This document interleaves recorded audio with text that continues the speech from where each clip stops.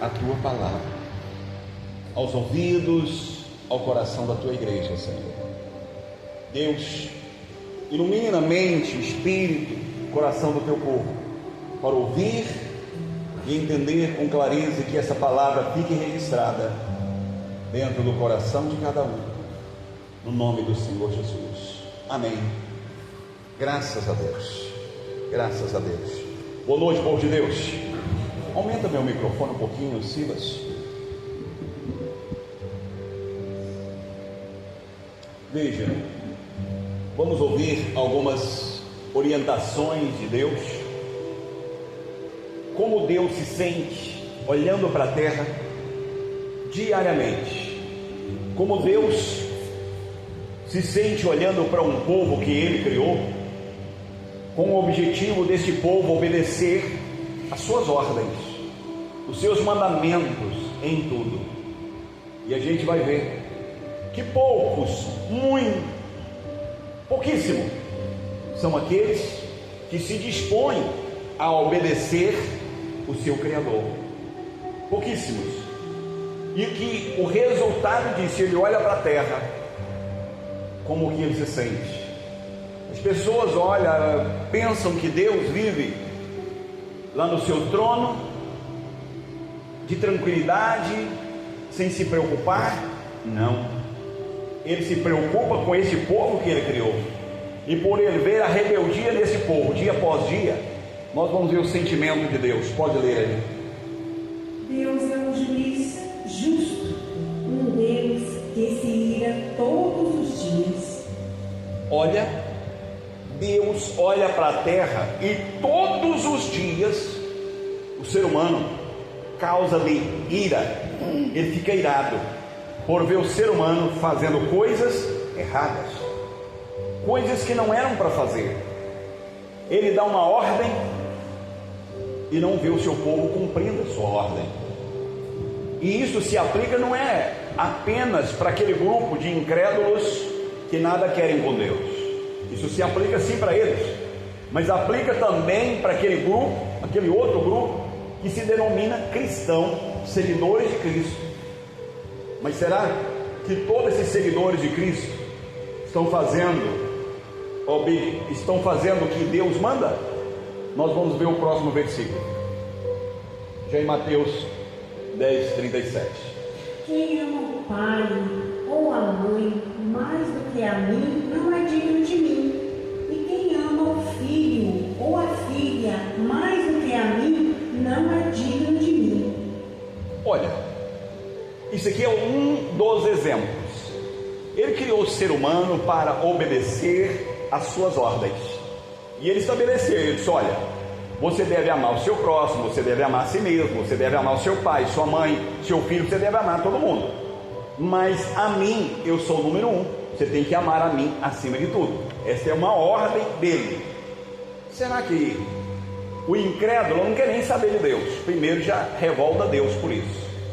Mas aqueles que denominam-se cristão, será que está cumprindo a ordem dele? Volta o primeiro versículo lá, Silas, por favor. Deus é juiz justo, um Deus que se ira todos os dias, como o apóstolo já falou. Não é apenas aquele grupo lá de fora que não quer saber de Deus que deixa Deus irado. Deus se ira mais com aqueles que são filhos dele, aqueles que são escolhidos, que se escolheram a seguir ao Senhor Jesus e de repente ficam rebeldes. Agora imagina, todos aqui, quase todos, né, o Lucas e a Nicole não, são pais e mães. Então, o pai e a mãe que tem um filho, 2 filhos rebeldes dentro de casa, sabe o que é difícil ter um filho rebelde.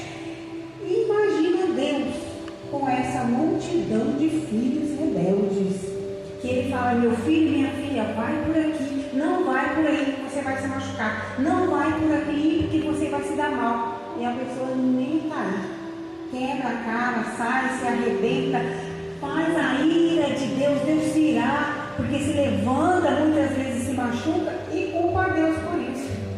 Deus, meu pai, eu te busco, por que está acontecendo isso comigo? Porque desobedeceu. Se for olhar na palavra palavra de Deus, está desobedecendo.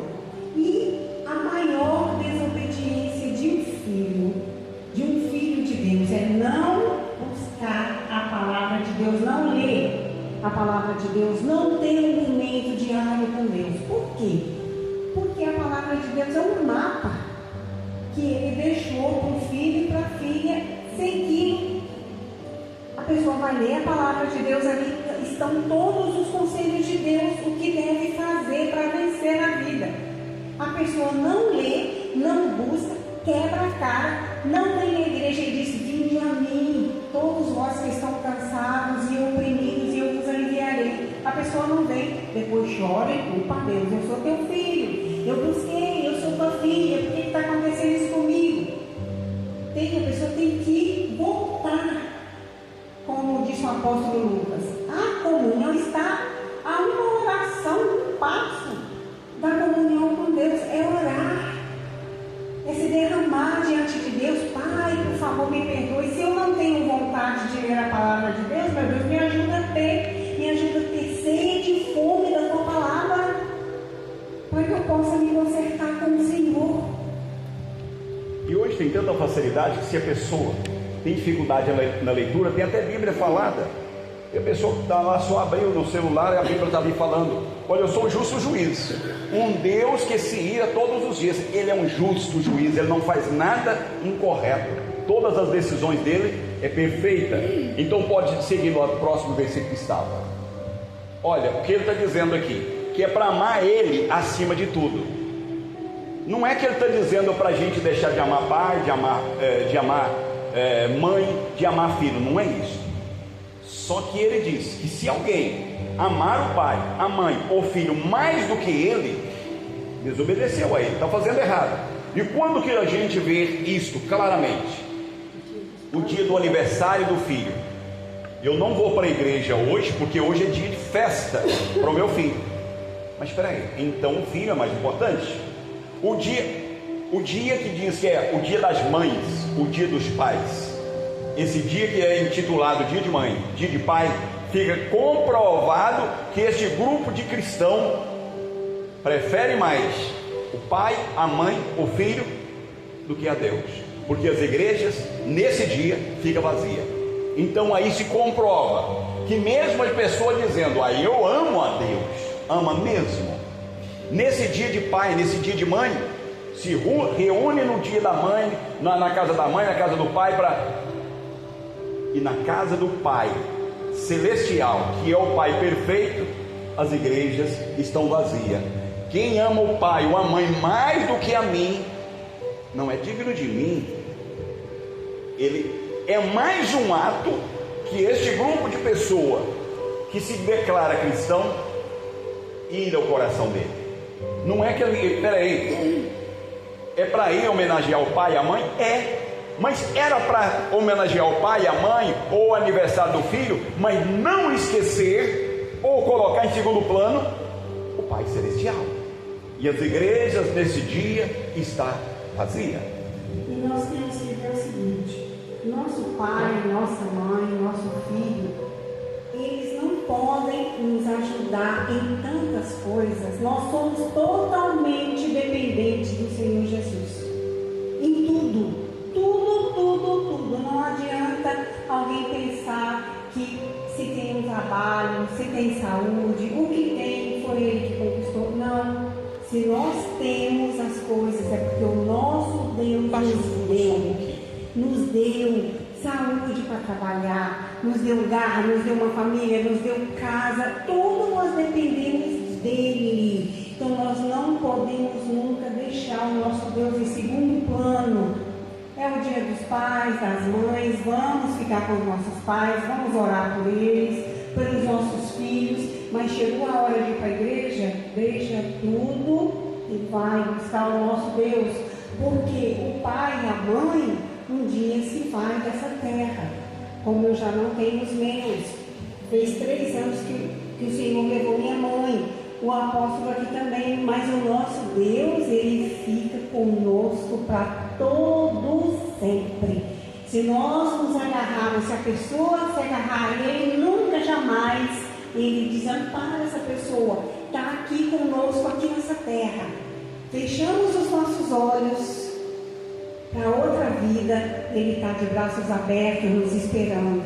Então nunca jamais é um conselho de Deus para cada um de nós, que estamos aqui, nunca jamais deixarmos o nosso Deus em segundo plano.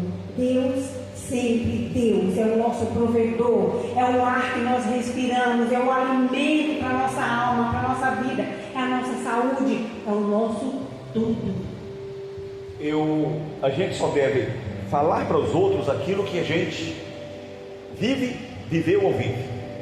Eu sempre disse, a igreja que eu congregava em São Paulo, 36 quilômetros da minha casa, eu tinha que pegar 2 ônibus, e até o meio do caminho, lá pegava outro para ir, mas era dia de ir para a igreja, eu ia, porque eu lembrava, espera aí, eu preciso dele, é ordem dele, é ordem que ele deixou. Vamos ver o próximo versículo, olha o que ele disse aqui: Vinde a mim, todos os que estáis cansados e oprimidos, e eu vos aliviarei. Quando ele diz que é para ir até ele, é porque ele precisa da gente? Deus não precisa de ninguém, Deus não necessita de ninguém, Deus não precisa do ser humano, mas nós precisamos dele. Para que ele diz que é para ir até ele? Olha, ele diz: vinde a mim. Pode ler. Vinde a mim, todos os que estáis cansados e oprimidos, e eu vos aliviarei. E se o ser humano, no geral, olhar na sua vida, uns mais, outros menos, mas todos estão vivendo isso aqui. Tem um problema na vida e que precisa da ajuda de Deus. Uns num tópico maior, outro menor, mas todo ser humano está carente disso. Vinde a mim, todos estáis cansados. Tem problema. Por isso ele disse: vinde a mim. É porque ele precisa do ser humano? Não, ele sabe que o ser humano precisa dele. O ser humano é egoísta. O ser humano precisa, está com um problema jurídico, corre e vai atrás do advogado. Está com um problema de saúde, corre e vai até o médico.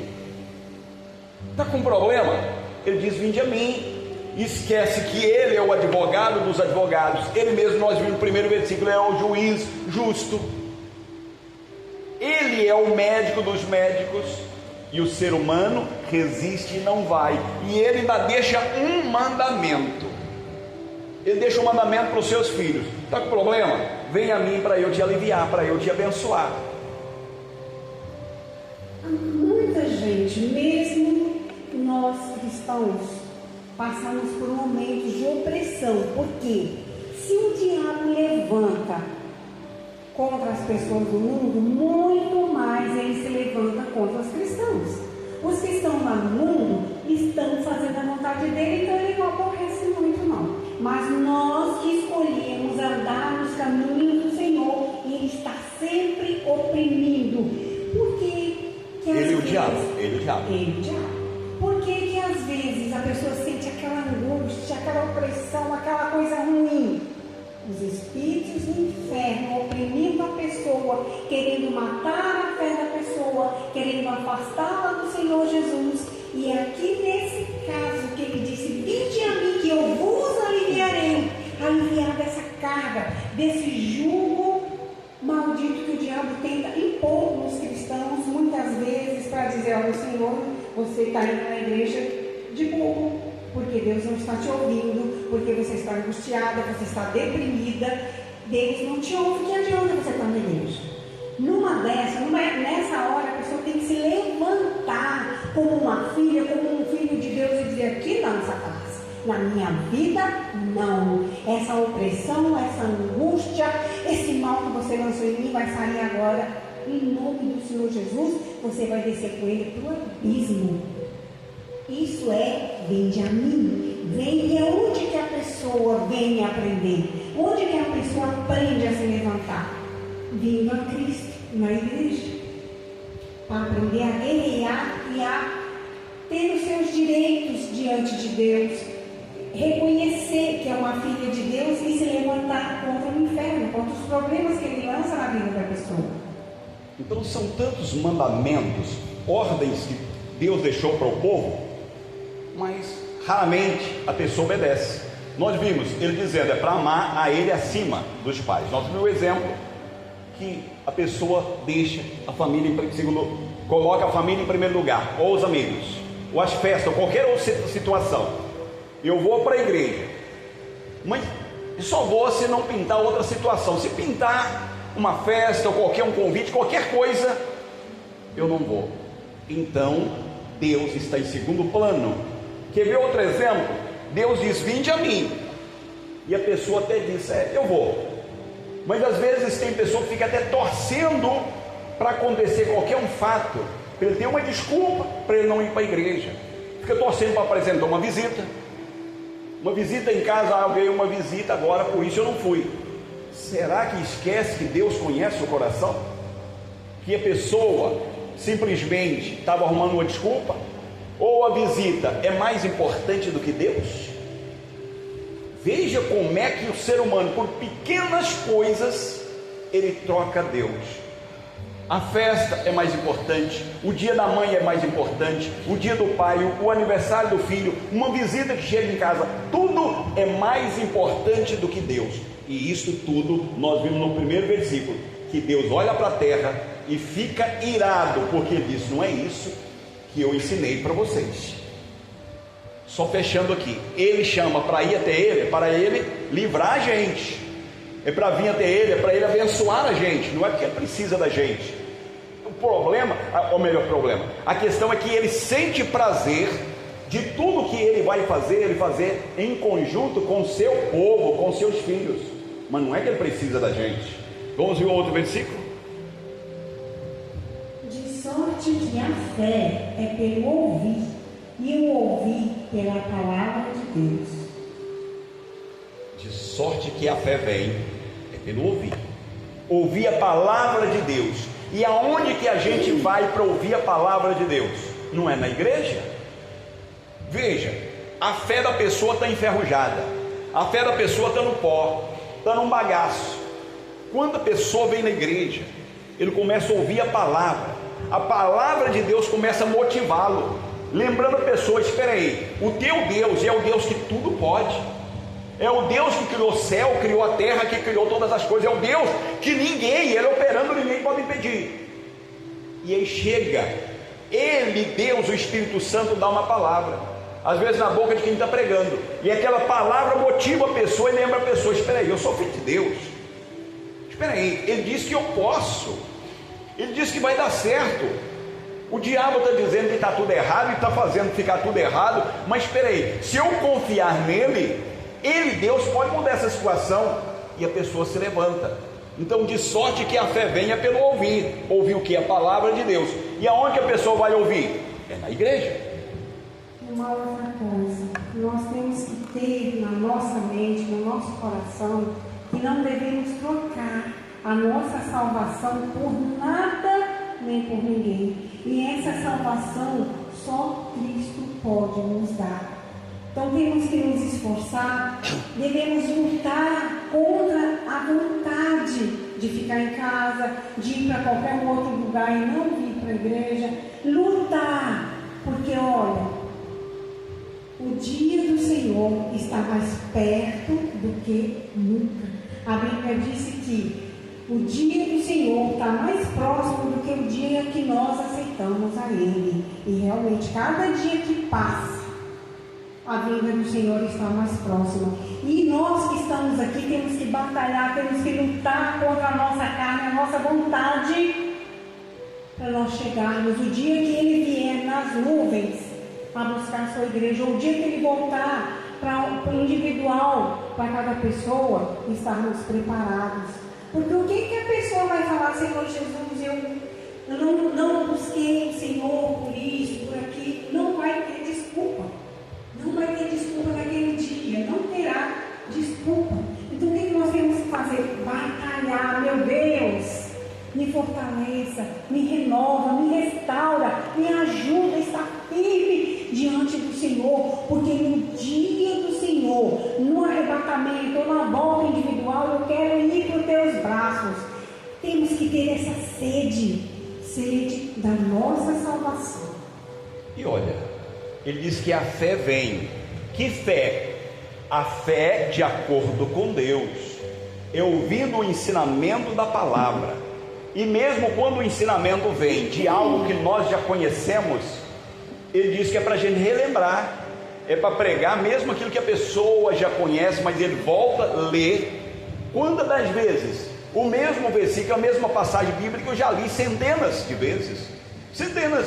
Cada vez que você lê, a luz de Deus que está na palavra, ou que escuta a palavra, a luz vai entrando e vai modelando a gente. E nós temos que pedir a Deus para renovar a nossa fé, a nossa esperança, renovar o temor de Deus em nós, renovar nossa confiança, porque aquilo que está dando errado, uma hora qualquer, quando a gente menos espera, Deus age e faz a coisa começar a acontecer. E ele geralmente nos surpreende, como será também surpresa a hora que a pessoa parte dessa terra. Quando a pessoa morre, ele está esperando que ele ia morrer naquela hora? Está nada. A pessoa às vezes parece que está tudo bem, pum, caiu, morreu. Para onde ele vai? Ou o arrebatamento também virá de surpresa, ninguém está esperando, não sabe que hora. Então nós temos que estar ouvindo a palavra para nascer dentro de nós uma fé perfeita, para que nós venhamos nos esforçarmos para obedecê-lo, porque nós vimos que o incrédulo não obedece. Dentro do cristianismo, grande parte não obedece, porque coloca Deus em segundo plano, quando tinha que colocar ele em primeiro, mesmo sendo dizendo que é cristão. É dia de culto? Vem? Não vem. É para ler a palavra em casa? Lê? Não lê. Tem tempo para fazer todo o trabalho, o dia inteiro, mas não tira 5 minutos do seu tempo para si e Deus, lendo a palavra e fazendo uma oração. Não tira. Esse cristão tira um dia da semana para jejuar? Não tira. Então Deus diz que é para orar, é para vigiar, é para jejuar. E ele olha, o cristão não está fazendo nada disso. Isso que ira o coração dele. Ele fica irado. E quando um pai está irado com o filho, ele vai fazer o que o filho quer? Não vai. Ele vai resolver a situação do filho? Não vai fazer. E principalmente ele sendo um justo juiz, sendo um pai perfeito. Então ele olha, meu filho, eu estou mandando, você conhece meus mandamentos, eu te dou saúde, você trabalha o dia inteiro para ganhar dinheiro, você faz tudo, mas você não tira 5 minutos para conversar comigo. Você não tira 5 minutos do seu tempo, e é para fazer isso. Você tira 1 hora por semana para jejuar? Você não tira. Meu filho, você está fazendo tudo o contrário do que eu mando. Então isso gera ira no coração de Deus, porque o que ele manda fazer não é pesado. Vir à igreja menos de 1 hora é pesado? Não é. Tirar 5 minutos em casa para ler um versículo da Bíblia e falar com ele em oração? Não é. Tirar um dia da semana para jejuar? Não é difícil. E o cristão não faz. Então veja, o cristão está colocando a salvação na beira do abismo, porque um cristão que fica fazendo isso, é muito fácil do diabo arrancá-lo do caminho, desviá-lo e ele se perder. Então o que cada um de nós temos que fazer? Pegar esse hábito de todos os dias. Não tem 1 hora, pega pelo menos 5 minutos, lê alguns versículos da Bíblia. Antes de ler, fala, meu Deus, eu vou ler a tua palavra, me dá entendimento, me dá discernimento, me ajuda a entender o que o Senhor quer que eu faça, como eu devo te obedecer. Te garanto que o Espírito Santo vai te renovar, vai te dar força e vai falar com cada um dentro da palavra, porque Ele é maravilhoso. Quando busca, encontra. Então não deixa que nada, nem ninguém, nem serviços, nada tome a tua comunhão com Cristo. Ele não pede o dia inteiro, não tem 1 hora, 10 minutos. E no começo, Ele é Deus, Ele é compreensível, Ele sabe. E no começo, às vezes a pessoa quer ler e não entende, mas que mesmo não entendendo, vai valer a pena, porque a luz que está na palavra vai entrando na pessoa, vai renovando ele. Nós vamos falar com Deus agora. Porque o que importa é a atitude da pessoa, do querer, do se esforçar para obedecer. Até porque o próprio Cristo diz que para entrar no reino do céu, para ser salvo, é preciso empreender esforço contra a nossa vontade e para contrariar as forças do inferno. Nós vamos